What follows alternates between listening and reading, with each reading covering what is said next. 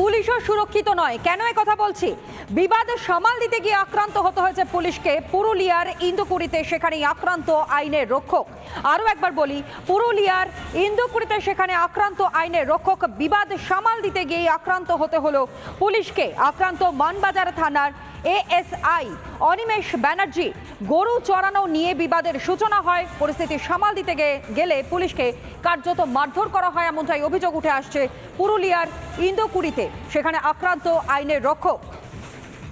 বিবাদে সামাল দিতে গিয়ে কার্যত আক্রান্ত হতে হয় পুলিশকে। যে ছবিও দেখতে পাচ্ছি আমরা এই মুহূর্তে, একেবারে এক্সক্লুসিভ সেই ছবি আপনাদের সামনে আমরা তুলে ধরছি। গরু চড়ানো নিয়ে কার্যত বিবাদের সূত্রপাত হয় এবং এই বিবাদ থেকেই কার্যত হাতাহাতির পরিস্থিতি।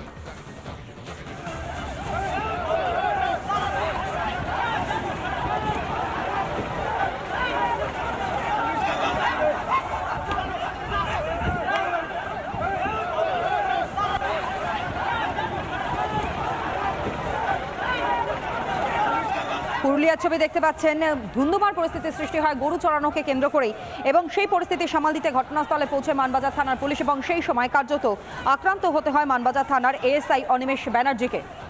পরিস্থিতি যথেষ্ট উত্তপ্ত হয়ে থাকে এই গরু চড়ানোর ঘটনাকে কেন্দ্র করে, যেভাবে বিবাদের সূত্রপাত হয়েছে, এবং সেই মুহূর্তে যখন পুলিশ আধিকারিকরা ঘটনাস্থলে পৌঁছন তখন কার্যত আক্রান্ত হয়ে ফিরতে হয়েছে আইনের রক্ষকদেরই।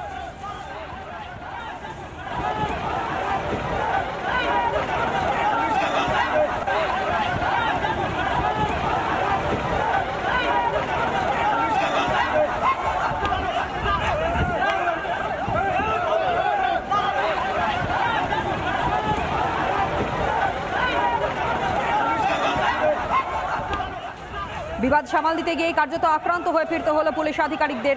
এ রাজ্যে কার্যত আইনের রক্ষকরা তারাও সুরক্ষিত নন, এই ছবি আরও একবার তা স্পষ্ট করছে পুরুলিয়ার ঘটনা, যেখানে ইন্দুকুড়িতে আক্রান্ত হয়ে ফিরতে হলো আইনের রক্ষকদের অর্থাৎ পুলিশ আধিকারিকদের। আক্রান্ত মানবাজার থানার এএসআই অনিমেষ ব্যানার্জি। বিবাদ সামাল দিতে গিয়ে কার্যত আক্রান্ত হয়ে ফিরতে হয়েছে পুলিশ আধিকারিকদের। গরু চড়ানোকে কেন্দ্র করে বিবাদের সূচনা হয়। পরিস্থিতি সামাল দিতে গেলেই কার্যত পুলিশকে মারধর করা হয়, এমনটাই অভিযোগ।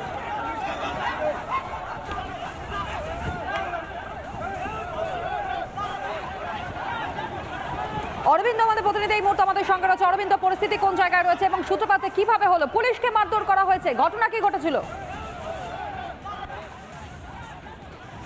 একেবারে কোনয়া তোমাকে জানিয়ে রাখি যে পুরুলিয়া জেলার মানবাজার শহর, সেই মানবাজার শহরের ইন্দুকুড়ি এলাকায় সকাল প্রায় 10টা নাগাদ একটি ঘটনা ঘটে। সেটা হচ্ছে গরু চড়ানোকে কেন্দ্র করে সেখানে উত্তেজনা সৃষ্টি হয়, এবং সেই উত্তেজনা কারণে পুলিশ কিন্তু সেখানে পৌঁছায় পরিস্থিতি নিয়ন্ত্রণের জন্য, এবং পুলিশ পরিস্থিতি নিয়ন্ত্রণে করতে গিয়ে সেখানে কিন্তু পুলিশ জনরোষের শিকার হন। পুলিশ কিন্তু সেখানে পৌঁছায় এবং সেখানে জনরোষের শিকার হয়ে ব্যাপক গণধোলাইয়ের শিকার হন রাজ্য পুলিশের মানবাজার থানার এএসআই অনিমেষ ব্যানার্জি, এমনটাই কিন্তু জানা যাচ্ছে। অন্যদিকে তাকে উদ্ধার করে নিয়ে আসা হয় মানবাজার গ্রামীণ হসপিটালে, এবং সেখানে চিকিৎসাধীন তিনি রয়েছেন ইতিমধ্যে। এবং এই ঘটনাকে কেন্দ্র করে ব্যাপক উত্তেজনা সৃষ্টি হয়েছে।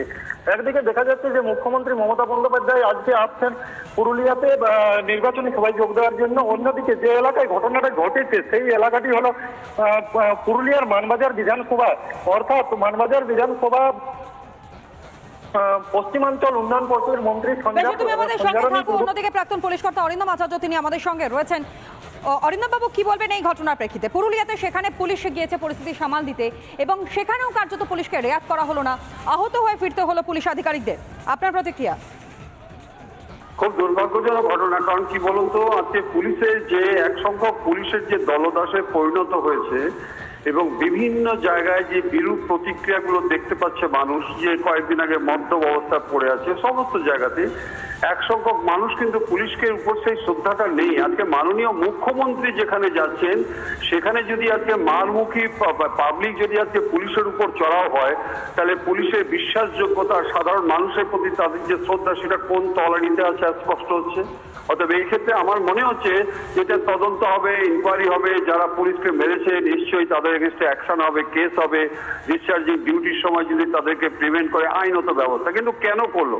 তাদের সাহসটা কি করে হলো? কারণ সাহসটা হচ্ছে কি, যে পুলিশের প্রতি সাধারণ মানুষের যে আজকে যে বিশ্বাসটা ছিল, সেই বিশ্বাসটা বোধহয় আজকে আস্তে আস্তে কিন্তু আজকে কর্পূরের মতো সরে যাচ্ছে বলে আমার মনে হচ্ছে। ধন্যবাদ জানাই আপনাকে। প্রাক্তন পুলিশ কর্তা অরিন্দম আচার্য তিনি ছিলেন আমাদের সঙ্গে মুহূর্ততাল ফোন লাইনে।